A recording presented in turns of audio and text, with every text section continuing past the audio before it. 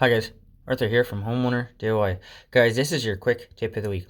So what you see here is an undermount kitchen sink that was very poorly installed. So I put a light into the cabinet so you can see the gap. I don't know if this started sagging later on or what happened here, but it's easily a 1/4 inch gap. And I noticed water was splashing into the cabinet when the sprayer was used. So the left side, this side is tight, and then you look here where it's not lined up, it's crooked. This is just a very bad install, but that is the ongoing thing inside this house.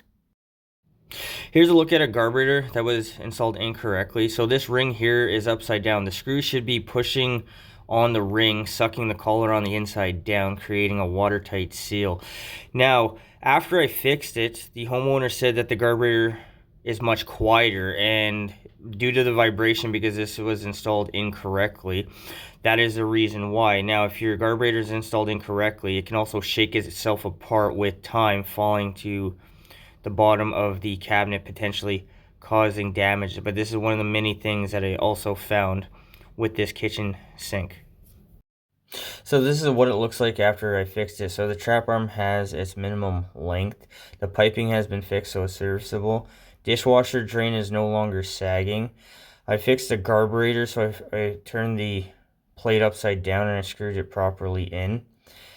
I took out the sink, I re-siliconed it, I put it back up so it's nice and neat.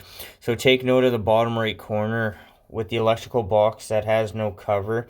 So water was spilling into the cabinet, and you have live electrical, so you have a fire hazard.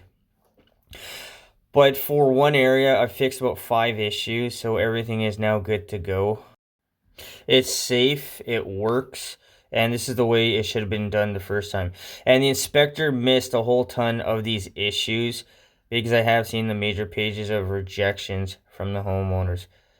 But with that in mind, guys, that is your quick tip of the week.